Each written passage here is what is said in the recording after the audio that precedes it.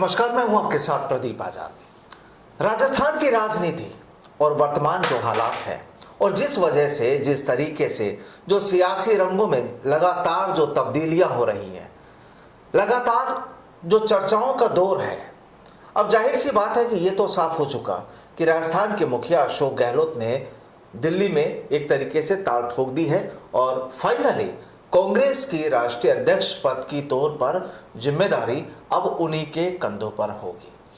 केवल कागजी कार्रवाइयां जो कुछ बाकी हैं वो लगातार ठीक है होती रहेगी, लेकिन ये लगभग तय है कि अशोक गहलोत ही अगले कांग्रेस के राष्ट्रीय अध्यक्ष होंगे।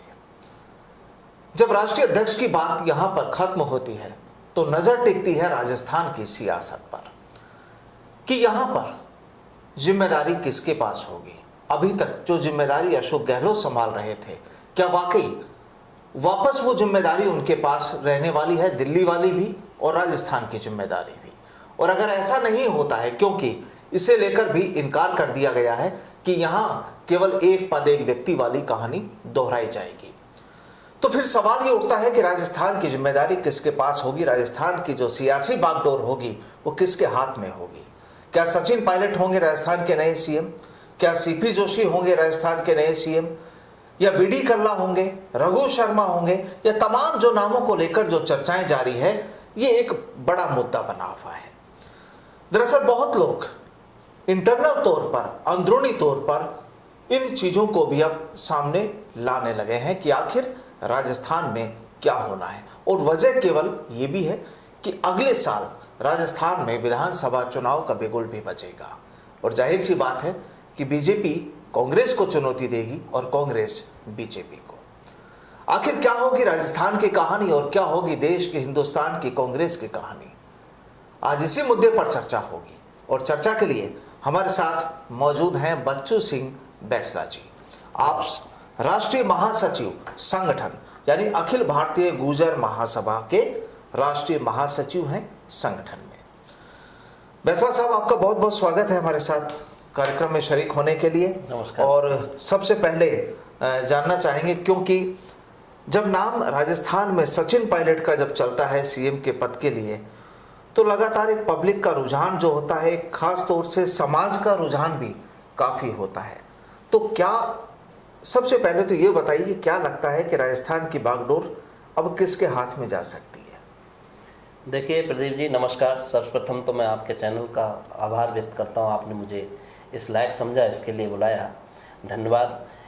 मैं आपको कहना चाहता हूँ प्रदीप जी, देश के अंदर जितने भी राज्य में कांग्रेस ने अपनी सत्ता प्राप्त करी, उस लाइन ऑफ एक्शन पर, वैसे मैं एक सामाजिक संगठन के नाते एक राजनीतिक किसी पार्टी का पदाधिकारी नहीं हूं, लेकिन आपने मुझसे एक राजनीतिक क्वेश्चन किया है तो मैं उसका जवाब भी मैं देना चाहूंगा। एक नेचुरल जो जी किसी चीज का नेचुरल वो बनता है, हक बनता है। जिस तरह से पंजाब के प्रदेश अध्यक्ष जब पीसीसी चीफ कैप्टन अमरिंदर थे और कैप्टन अमरिंदर जी जब वहां के पीसीसी चीफ मुख्यमंत्री हुए, छत्तीसगढ़ के पीसीसी चीफ भूपेंद्र बघेल थे, जब सरकार बनी तो पीसीसी चीफ ही मुख्यमंत्री बना। मध्य प्रदेश के कमलनाथ पीसीसी चीफ थे, वो भी जब मध्य प्रदेश की सरकार बनी तो मुख्यमंत्री वो बने। हर राज्य का पीसीसी चीफ मुख्यमंत्री पद का हकदार बनता है, क्योंकि उसने मेहनत की, उसके नेतृत्व में ही सरकार आई। सरकार का असली हकदार वो व्यक्ति है जिसके नेतृत्व में उसने सरकार लाने का काम किया। तो राजस्थान का पीसीसी चीफ मुख्यमंत्री क्यों नहीं? ये बड़ा मजेदार विषय है और सोचना चाहिए इस विषय पर। जिस व्यक्ति ने 6 वर्ष पूरी धूल छानी इस राजस्थान की धरती की, जब कांग्रेस वेंटिलेटर पर इस प्रदेश में पड़ी थी।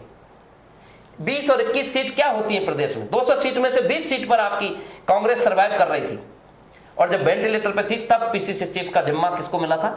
राजस्थान का सचिन पायलट जी को। उसके बावजूद उस व्यक्ति ने पूरी रात और दिन मेहनत करके, पूरे प्रदेश में धूल छान करके उसने अपने पार्टी को खड़ा करके वेंटिलेटर के मौजूदा सरकार से 3 सीट जो है उपचुनाव में छीनी, जबकि किसी की सरकार नहीं थी। कांग्रेस वेंटिलेटर पर होने के बाद भी उन्होंने 4 लोग विधानसभा का जब उपचुनाव राजस्थान में हुआ, उसमें से 3 सीट सचिन पायलट के पीसीसी चीफ नेतृत्व में बिना सत्ता होने के बावजूद, जबकि सत्ता की तरफ जाता है कोई भी व्यक्ति उपचुनाव में जी, उसके बावजूद 3 सीट छीनी। उस व्यक्ति ने पूरी पार्टी को प्रदेश में इस मजबूती से खड़ा किया कि आने वाले चुनाव में आपको 2000 जो आपकी 18 की जो सरकार बनी जी, उसमें आपकी सरकार तक बनाने का काम किया उसने लाने का। लेकिन जब मुख्यमंत्री बनने का नंबर आया तो किसी और का नाम आ गया, तो वो गलत हुआ। लेकिन जो हुआ सो हुआ, उसको छोड़ दीजिए। आज का परिदृश्य क्या कहता है, आज की तात्कालिक मांग क्या कहती है? जो सीएम इन वेटिंग खड़ा हुआ है, उस व्यक्ति को छोड़ के थर्ड पर्सन का नाम चलाना बेईमानी है या नहीं है? सरासर बेईमानी है। और आज युवा नेताओं में देश के अंदर राहुल गांधी के साथ कोई खड़ा है तो सचिन पायलट मजबूती से खड़ा है। तो 2 साल पहले जो तस्वीर बनी थी राजस्थान में, जब ये मानेसर गए थे अपने कुछ साथी विधायकों के साथ, तो वजह यही हो गई। अब क्या कह सकते हैं उसके बारे में? देखो, हम किसी पार्टी के बारे में, क्योंकि मैं पार्टी का, कांग्रेस का कोई पदाधिकारी नहीं हूं या मैं किसी दल का पदाधिकारी नहीं हूं, तो मैं एज ए पार्टी के पदाधिकारी इस पर कोई भी वो नहीं करना चाहूंगा। लेकिन मैं एक समाज के संगठन के नाते, हर समाज के व्यक्ति को अपना मुख्यमंत्री बनाने का हक रखने की, बात रखने का अधिकार है। मैं कहता हूं मेरे को भी रखना है और हर व्यक्ति को अपने समाज की बात रखनी चाहिए, कोई तकलीफ नहीं है मुझे उससे कहीं।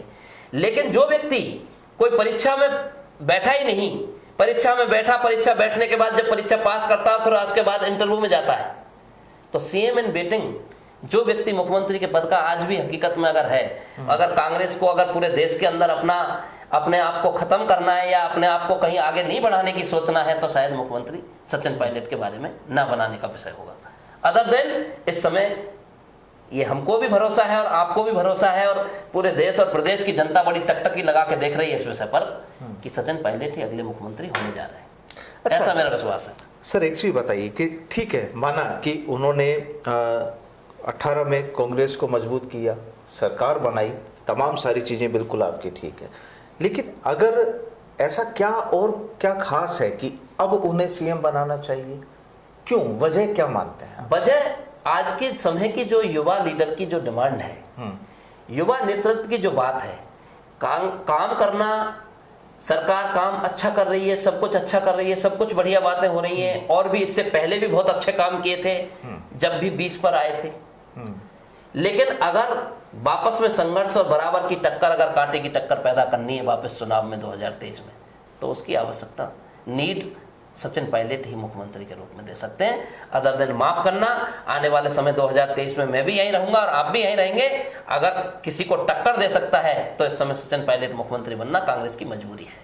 और अगर मान लीजिए जैसा कि जो चर्चा है कि आलाकमान फैसला करेंगे या यहाँ के विधायक फैसला करेंगे, अब जो पिछले 2-3 सालों में जो पूरा माहौल बना है, उसके हिसाब से आपको लगता है कि यहाँ के विधायक और मंत्री वो इस चीज के लिए तैयार होंगे या आलाकमान तैयार होंगे? देखिए, और अब तो आलाकमान गहलोत बन जाएंगे। आलाकमान तो लगभग फाइनल तय कर चुका है। गहलोत साहब राष्ट्रीय अध्यक्ष रहेंगे, वो बनेंगे, कोई दिक्कत नहीं, कोई तकलीफ नहीं, वो बनेंगे। गांधी परिवार के विश्वस्त हैं, उनको सब कुछ अध्यक्ष के रूप में, ओबीसी के चेहरा के रूप में देश में देखा जा रहा है, इसमें कोई इफ्फर्ट नहीं है। लेकिन इसके साथ में सचिन पायलट के लिए आलाकमान निर्णय ले चुका है, गहलोत साहब को भी राजी कर चुका है। इस बात पर गहलोत साहब भी समझते हैं, वो समझदार व्यक्ति हैं, बड़े धीर गंभीर व्यक्तित्व के धनी हैं। वो जानते हैं इस बात को कि अगर अब आगे की लड़ाई लड़नी है तो मुझे मौका सचिन को देना पड़ेगा। ये इट्स वेरी क्लियर। ये आप इस बात को प्रैक्टिकल सोचेंगे, इस बात को गहलोत साहब चाहे कुछ भी कहें, लेकिन वो भी स्वीकार अंदर मन में ये खाने उनके हो चुका है कि अब सचिन पायलट मुख्यमंत्री बनेगा। मैं अगर कुछ करता हूं तो ये भी गलत होगा, लेकिन इस समय पर साथ दूंगा तो मेरा बड़प्पन नजर आएगा, तो वो बड़प्पन का काम करेंगे, ऐसा मुझे विश्वास है। क्योंकि खबरें ये भी है कि वो आलाकमान को और वो आगे होकर के अपने इस पद का सचिन पायलट को सौंपने का काम करेंगे, ऐसा मुझे लगता है। क्योंकि चर्चा ये भी है कि वो सीपी जोशी का नाम आगे दे चुके हैं। वो सब वो केवल घुमाने का तरीका है। किसी व्यक्ति को अगर किसी विषय को घुमाना है तो जरा किसी का नाम भी सजेशन कर सकते हैं, और ये चर्चा है, आम बात है राजनीतिक दलों में, चाहे कोई भी पार्टी हो। बिल्कुल, हर पार्टी का ये काम है। देश प्रदेश में कोई पार्टी है वो 10 नाम सुझाने का काम करती है, लेकिन कैंडिडेट जो होता है वो उनको पता होता है कि ए और बी यही कैंडिडेट होता है। अच्छा, अगर सचिन पायलट को मान लीजिए आलाकमान की ओर से, हाईकमान की ओर से फाइनल कर दिया जाता है, तो यहाँ राजस्थान की जो राजनीति है और राजस्थान के जो राजनेता हैं, जो अभी तक जो जाहिर सी बात है, इस चीज़ को तो आप भी शायद इनकार नहीं करेंगे कि गहलोत और पायलट खेमा, ये लगातार ये चीज़ें चल रही थी, तो अभी तक जो खेमेबाजी की जो तस्वीर थी, तो क्या वो खेमेबाजी खत्म हो जाएगी? मोस्ट प्रॉब्ली हो जानी चाहिए, क्योंकि देखो ये पार्टी के विषय की बात पार्टी कहेगी, क्योंकि मेरा कहना ठीक नहीं, क्योंकि मैं तो एक समाज के संगठन का संगठन महासचिव हूँ। लेकिन मेरा ये विश्वास है कि कोई कुछ भी नहीं है। आपको रात के अंधेरे में, रात में ही लोग सारे मंत्रिमंडल के सदस्य सचिन पायलट के घर जा चुके हैं। तो ये एक जीता जागता उदाहरण है, जैसा मैं भी देख रहा हूँ मीडिया पर, आप भी देख रहे होंगे। सारे लोग एक मत हैं, कोई भी जो कल तक उनके अपोजिशन में बोल रहे थे वो सब लोग उनके साथ खड़े, उनकी बात यानी सुर बदल गए सबके। क्योंकि राजनीति बड़ी विचित्र चीज है प्रदीप जी, आप भी जानते हैं इस बात को बेहतरीन। यानी वक्त सब कुछ संभव है। जो माहौल देखा और माहौल देख के सुर बदल गए, बिल्कुल बदल गए। लोग बयान दे रहे हैं कि ये तो तय हो चुका, फाइनल हो गया, डिसीजन हो गया, उसके बाद क्या बचा? अच्छा, मुझे नहीं लगता कोई भी कुछ ऐसा कुछ भी होगा, सब नॉर्मल हो जाएगा। चलिए, अगर आप बात कर रहे हैं कि समाज की लीडरशिप आप कर रहे हैं, समाज क्या चाहता है राजस्थान का? समाज की तात्कालिक जो डिमांड है इस समय, समाज केवल एक ही टकटकी लगा के देखा है, क्योंकि समाज ने जब ये 2018 विधानसभा चुनाव हुआ था, अपने भारतीय जनता पार्टी या अन्य दल से कोई व्यक्ति जो लड़ा, कांग्रेस को छोड़ के, किसी भी कम्युनिटी का व्यक्ति हमारे गुर्जर बाहुल क्षेत्र की विधानसभा में चुनाव लड़ने आया और वहां सचिन पायलट ने कहा कि मुझे अगर आप बहुमत देके इनको जिताओगे तो आपका बेटा मुख्यमंत्री बनने जा रहा है। उन्होंने अपने गिले शिकवे भुना करके भी उस विधानसभा में जो व्यक्ति दो मतों में या दो किसी दलों में या कहीं अलग अलग वो अपना वो रखते थे, वो सारे भाव तोड़ करके उन्होंने एक ही बात देखा कि हमारा कौम का बेटा मुख्यमंत्री बनने जा रहा है। उन्होंने 8-10 बीजेपी के विधायकों को चुनाव में साफ मैदान कर दिया, हरा दिया, और वहां से अदर कम्युनिटी के कांग्रेस के लीडर को जिता के भेजा, क्योंकि कांग्रेस की सरकार बनेगी तो मुख्यमंत्री सचिन पायलट बनेगा, इस बात को मद्देनजर रखते हुए इसीलिए ऐसा किया। और वो कौम इस बात को अंतिम समय तक वो अंतरिम राहत के रूप में इसको देखने पर आतुर हो रही है, क्योंकि उसने जो सपना सोचा था, जो 2018 में वोट किया था, जो उसको देख करके, उसके चेहरे को देख करके कि इसको मुख्यमंत्री बनेगा अगर हमारा वोट इधर जाएगा तो, ये देख करके जो वोट किया था, वो अब आखिरी सांस इस बात पर रख रहा है कि देखे अब ये आला कमान क्या तय करता है। और इस बात पर टकटकी, ना कि केवल राजस्थान प्रदेश, हिंदुस्तान के प्रदेशों में इस बात का बड़ा मैसेज जाएगा, क्योंकि सचिन पायलट युवा लीडर है। और भारतीय जनता पार्टी भी जो सोच के गलतफहमी बैठी थी कि अगर अशोक गहलोत ही रहेंगे तो हमको सरकार बिल्कुल परोसी हुई थाली हमारे घर में आने जा रही है, और हमको तो हमारी सरकार तो कोई माइकलाल चैलेंज नहीं करता, अगली सरकार हमारी आने आ रही है। अगर सचिन पायलट मुख्यमंत्री बन गया तो उनको भी नए सिरे से तैयारी करनी पड़ेगी और जान फूकनी पड़ेगी इसके सामने। पूरी चुनौती लड़ने के लिए पूरी चुनौती होगी बीजेपी के लिए। ये कड़वी सच्चाई है, इस गलतफहमी में मुगालते में ना रहे। आपको ये देखने को मिलेगा, कोई भी दल में, मैं किसी अन्य दल में काम कर सकता हूं, बड़ी बात नहीं है, मैं भाजपा में काम कर सकता हूं, कोई कांग्रेस में काम करे, लेकिन सच्चाई जो है उस सच्चाई को बोलना पड़ेगा। और मैं समाज के संगठन महासचिव के नाते आपको कह रहा हूं ये बात, मेरी कौम का किसी भी दल में राजनीति करे, उस सब दल का सम्मान करना मेरा धर्म है, क्योंकि मैं एक संगठन का महासचिव हूं। मेरी समाज का व्यक्ति किसी भी दल में काम करे, उसका सपोर्ट देना मेरा काम है। लेकिन उसके साथ मैं आपको ये बता देना चाहता हूं और चेताना चाह रहा हूं स्पेशली कि अगर सचिन पायलट मुख्यमंत्री बना तो टक्कर होगी, अन्यथा टक्कर खत्म। राजस्थान में भाजपा की सरकार पूर्ण दल बहुमत के साथ आएगी अगर सचिन को कोई, यानी अगर पायलट को नहीं यहाँ जिम्मेदारी नहीं दी गई तो 100% 150 क्या मैं कह रहा हूं कि 160 और कहीं 180 सीट नहीं आ जाए बीजेपी की, अगर इन्होंने गलती कर दी तो। ये मैं आपको सच्चाई कह रहा हूं, ऐसा माहौल बनेगा, ऐसी स्थिति बन जाएंगी। और कांग्रेस का शायद कोई बहुत बड़ी बात नहीं कहता कि सारा खेल, अभी राष्ट्रीय अध्यक्ष का चुनाव इतना अहम नहीं है, राजस्थान के मुख्यमंत्री का फैसला इतना अहम हो गया है कि राजस्थान के मुख्यमंत्री का फैसला क्या करती है कांग्रेस, उस बात पर निर्भर है। देश की पूरी कांग्रेस की राजनीति तय करेगी। चलिए, समाज की बात पर एक बार आएंगे, लेकिन एक सवाल और कि जब अशोक गहलोत को अगर राष्ट्रीय अध्यक्ष की जिम्मेदारी मान लीजिए मिल गई और लगभग मिल ही गई है, हाँ, तो जाहिर सी बात है चुनौती उनके लिए भी होगी 2024 का लोकसभा इलेक्शन। बिल्कुल, उसको किस ढंग से देखते हैं, क्या लगता है आपको? देखिए, गहलोत साहब हमारे प्रदेश में 3 बार मुख्यमंत्री रहे। हम सभी समाज के, सर्व समाज के लोगों का आपसी प्रेम भाव के साथ, सम्मान के साथ हम लोग हमारे प्रदेश में बहुत अच्छा काम करते हैं। प्रदेश हमारा सभी सर्वधर्म का सम्मान करने का अगर प्रदेश कोई उदाहरण है तो राजस्थान उसका नंबर 1। बिल्कुल, ओबीसी के चेहरा पर गहलोत साहब पूरे देश में काम करेंगे। मैं किसी पार्टी का प्रवक्ता नहीं हूं कि पार्टी की लाइन पे बात बोलूं, लेकिन गांधी परिवार से बाहर निकल के अगर ओबीसी की लाइन पे कोई काम करा है तो ये अच्छा कदम है। उन्होंने एक ओबीसी को साधने का एक अच्छा कदम है कि गहलोत साहब को उन्होंने ये चीज दी है। और इस लाइन पे गहलोत साहब कितना पूरे प्रदेशों में घूम घूम के अपना ओबीसी को जोड़ने का काम कर पाते हैं, ये तो आने वाला समय बताएगा। मैं इस बारे में कुछ भी कहना लेकिन जब 2024 का जो लोकसभा इलेक्शन होगा, जब बीजेपी में मोदी और शाह की जोड़ी है जी, और जाहिर सी बात है कांग्रेस का पूरा जिम्मा गहलोत साहब के पास होगा, बिल्कुल होगा। तो वो जो टक्कर होगी उसे किस हिसाब से, क्या नजरिए से देखते हैं? देखिए, मैं आपको प्रदीप जी इस बारे में मैं वही कह रहा हूँ कि अब इसके ना तो मैं ये कह सकता कि कितना क्या होगा, क्योंकि सामने वाले पर निर्भर करता है कि वो कितना वर्कआउट करते हैं, और उधर जो सामने दूसरा उनका विपक्ष है, एक दूसरे के जो आमने सामने हैं, उनकी जो आज की स्थिति है, देश में मोदी जी का कोई तोड़ नहीं है, ये कड़वी सच्चाई है। मोदी जी का तोड़ करने के लिए अभी कोई सामने नजर नहीं आ रहा है। यानी चुनौती आज होगी के स्थान पे, यानी चुनौती होगी 2024, बिल्कुल होगी अशोक चुनौती, गहलोत के लिए भी बिल्कुल चुनौती होगी, बहुत बड़ी चुनौती होगी। चुनौती छोटी नहीं होगी, बहुत बड़ी चुनौती होगी। अब उसमें कितना काम करने की क्षमता है। आप काम करते हैं, किसी भी चैनल में कोई व्यक्ति काम करता है, उसकी टीआरपी ऊंची कैसे जाती है, उसका काम करने का महत्व क्या होता है, उसकी काम करने की वर्किंग स्टाइल क्या है, वो कितना अपने साथ देश के लोगों को जोड़ता है। क्योंकि मैं तो मेरे संगठन की बात करता हूं, मेरे संगठन में मुझसे पहले भी बहुत लोग काम करते हैं। मैं तो अपने आप से ही उदाहरण देता हूं, दूसरे का उदाहरण देना क्यों ठीक लगता है। मैंने जम्मू कश्मीर से लेकर कन्याकुमारी और आसाम से लेकर गुजरात तक हिंदुस्तान के अखिल भारतीय गुर्जर महासभा के संगठन को इस तरह माला में पिरोने का कार्य किया है। और पिछले कोरोना में जब लोग घर से नहीं निकल रहे थे, उस समय मैं अपने घर से निकल करके पूरे देश के राज्यों को नापने का काम कर रहा था।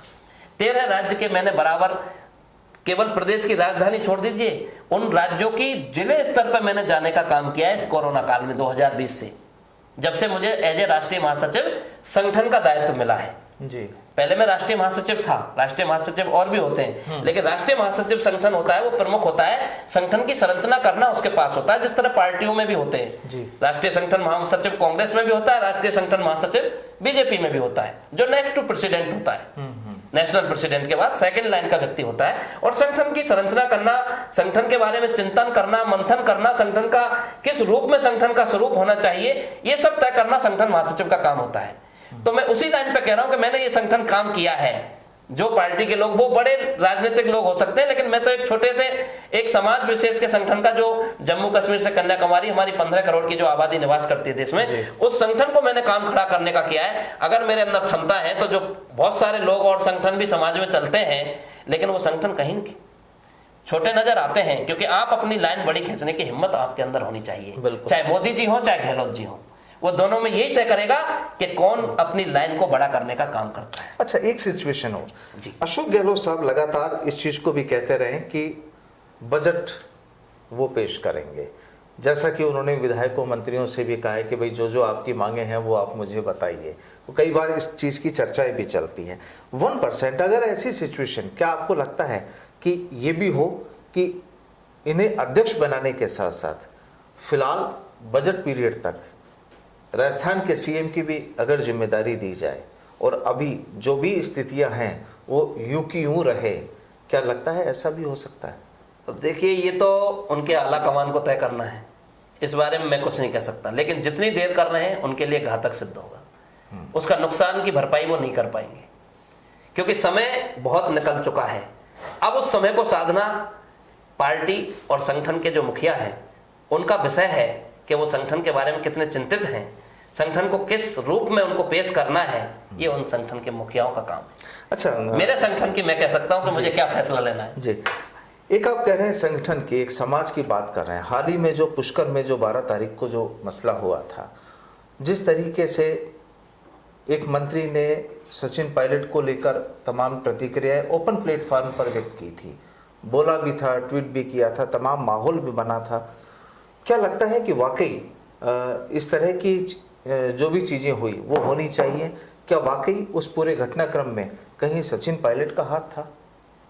देखिए, ये मैं एक संगठन के महासचिव के नाते बड़ी जिम्मेदारी के साथ कहना चाहता हूँ, इसमें कोई सचिन पायलट का दूर दूर तक हाथ नहीं था, ना ही लेना देना था। ठीक है। किसी को झूठा बलि का बकरा बनाना, किसी के बारे में विषय अनर्गल बातें करना, ये सब निरर्थक बातें हैं। इन बातों में कोई दम नहीं है। मैं मेरी कौम को अच्छे से जानता हूं। मेरी कौम को मैं जम्मू कश्मीर से कन्याकुमारी, हिंदुस्तान के अंदर मेरे को पूरी कौम से बिल्कुल उनके कहते हैं ना, उनकी मेन जाजम में बैठने का और चर्चा करने का आए दिन रात दिन मैं घूमता रहता हूँ। हाल ही में मैं अजमेर से आया हूँ जी। 4-5 दिन पहले मैं अजमेर ही था। वहाँ पर मेरा इस विषय पर कई इंटरव्यू भी हुए, तो मैंने समाज से एक सबसे बड़ी बात वहाँ जाके पूछी, लोगों से विचार किया, तो सब लोगों से ये निकल के आया है कि सचिन पायलट साहब का तो 1% उसमें कोई दूर दूर तक कोई लेना देना नहीं है। उसके साथ में हमारे संगठन के जिन लोगों ने इतना बड़ा कर्नल साहब की अस्थियों का विसर्जन का कार्यक्रम किया था, बहुत अच्छा कार्यक्रम था, पूरे प्रदेश में इतना मान सम्मान मिला कि कोई कल्पना नहीं कर सकते हैं। लेकिन एंड में आके जो हमारे संगठन के संचालन करता है या मुखिया हैं, जो संघर्ष समिति के मुखिया हमारे विजय भाई हैं, तो थोड़ी बहुत कमी अपनी स्वीकार करनी चाहिए कि हमसे कुछ गलती हुई है। अगर मुझसे कोई गलती होती है तो मैं स्वीकार करने में 1 मिनट भी नहीं लगाता जी। मुझे बोलने में कोई तकलीफ नहीं है इस विषय में कि हमसे कुछ तकलीफ हुई, हमने केवल राजनीतिक अखाड़ा बना लिया उसको। तुम भी आ जाओ, तुम भी आ जाओ, तुम भी आ जाओ। अरे हमको केवल और केवल जब हमारे समाज के कर्नल बैंसला, हमारे जो पुरोधा थे जिन्होंने हमारे कौम के लिए संघर्ष किया, उसका अस्थि विसर्जन का कार्यक्रम था, ना कि वो भारतीय जनता पार्टी या कांग्रेस या राष्ट्रीय दलों का जमावड़ा का कार्यक्रम नहीं था वो। अगर राजनीति करनी है तो आप अपने व्यक्तिगत दम पर करिए। बच्चू सिंह बैंसला राजनीति करेगा, मेरे दम पर करूंगा, मेरे पास मेरे दम होगी, मेरी बात में आवाज होगी, मेरी आवाज में दम होगी, तो मुझे कोई राजनीतिक दल मौका देगा और मैं काम करूंगा। कोई दिक्कत नहीं, कोई तकलीफ नहीं है, कौम को तकलीफ नहीं। कौम के बेटे बनने चाहिए, एक व्यक्ति नहीं 1000 व्यक्ति पैदा होने चाहिए सचिन पायलट जिस कौम में, विजय बैंसला बनने चाहिए, हर व्यक्ति बनना चाहिए। लेकिन वो जो काम किया था वो एपिसोड ठीक नहीं था। उसमें समाज के जितने भी समाज के, चाहे किसी भी दल में कोई व्यक्ति काम करता है, हमको हर व्यक्ति को समाज के को ही बुलाना था, ना कि आदर्श जो हमने राजनीतिक दलों का जो एक जमावड़ा किया था वो करना ठीक यानी यहाँ मेरी समझ में ये ठीक नहीं था। यानी यहाँ उनकी सोच शायद ये रही कि यहाँ से लोगों की जो चर्चा है कि एक राजनीतिक क्या पता मेरा उदार हो जाए, हो सकता है, मे भी पॉसिबल, संभावना है। लेकिन वो पूरा खेल उल्टा हो गया और उसका खामियाजा भुगतना पड़ा। वो स्थिति हो गई कि हम कहाँ थे और कहाँ हुए, चौबे जी थे, छब्बे जी बनने के दुबे जी हो गए, और समाज का भी बुराई मिली है। क्योंकि विजय बैंसला जी से भी जब लेकिन इस विषय पे मैं आपको निवेदन करूंगा, ये एक सबसे बड़ी कारण है मेरी कौम की व्याकुलता है।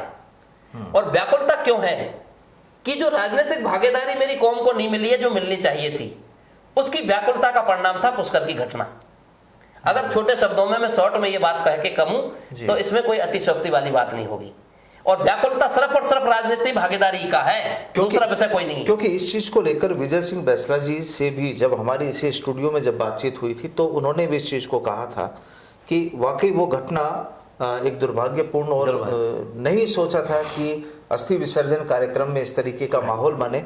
और जब जब इतिहास में उस कार्यक्रम को याद किया जाएगा तो साथ ही एक पन्ना और लगेगा जो काले अक्षरों का जो लिखा हुआ होगा।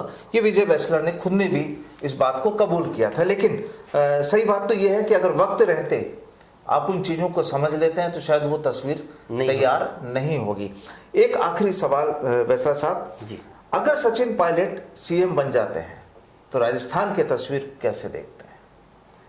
देखिए, सचिन पायलट मुख्यमंत्री बनेंगे, अच्छा काम करेंगे, सबको साथ लेके सबके साथ में अच्छा काम करेंगे, सभी 36 कौम का काम करेंगे, साथ में अपनी कम्युनिटी के जो मेन मुद्दे हमारे जो समाज के चले आ रहे हैं उन पर भी ध्यान देंगे और अच्छे से उन चीज़ों का निर्वाह करने का काम करेंगे, तो डेफिनेटली उनका भविष्य अच्छा है।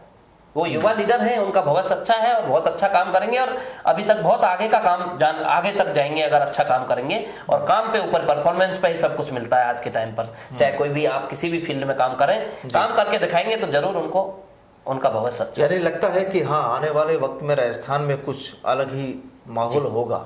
बिल्कुल, बीजेपी के लिए सीधी चुनौती होगी, 100% चुनौती होगी, कांटे की टक्कर जिसको कह सकता हूं अगर सचिन पायलट मुख्यमंत्री बने तो। आपने बोला, कोई दोहराई नहीं होगा। आपने बोला कि अगर सचिन पायलट सीएम नहीं होंगे तो मुश्किल से 15-20 सीटें। क्या होगा ये हाल कल्पना नहीं होगी, ऐसा हाल होगा। और अगर वो सीएम बन जाते हैं तो टक्कर कांटे की होगी, तो मजबूत हो जाएगा मामला, बिल्कुल मजबूत हो जाएगा। चलिए, तो कुल मिलाकर देखते हैं कि क्योंकि सियासत में कहा जाता है कि ऊंट किस करवट बैठता है, कब कौन सी कहानी लिख दी जाए कुछ पता नहीं चलता। और जैसे जैसे वक्त गुजर रहा है और आने वाले कुछ ही दिनों में तमाम चीजें ये बिल्कुल ऑन द रिकॉर्ड साफ हो जाएगी कि आखिर दिल्ली की सियासत जो कांग्रेस की जो दिल्ली में सियासत है उसकी तस्वीर कैसी होगी और सबसे बड़ी अहम जिस पर सबकी नज़रें टिकी हुई हैं कि राजस्थान की तस्वीर कैसी होगी, क्योंकि यहाँ पर जिस तरीके से सचिन पायलट को लेकर लगातार उनके चाहने वाले, उनके प्रशंसक लगातार इस मांग पर हैं कि वाकई अब जिम्मेदारी दे दी जाए, 2018 वाला हिसाब ना किया जाए। और जिस तरह से बच्चू सिंह बैसला जी अभी कह रहे हैं कि अगर फिर लेट लतीफ़ी की तो जाहिर सी बात है कि उसका खामियाजा भी कांग्रेस को उठाना पड़ सकता है। बहरहाल देखते हैं कि आने वाले वक्त में तस्वीर कैसी होती है। बहुत बहुत शुक्रिया बैसला साहब हमसे बातचीत के लिए आपका। नमस्कार। आज के लिए फिलहाल इतना ही, फिर मुलाकात होगी एक नई शख्सियत के साथ। फिलहाल नमस्कार। नमस्कार।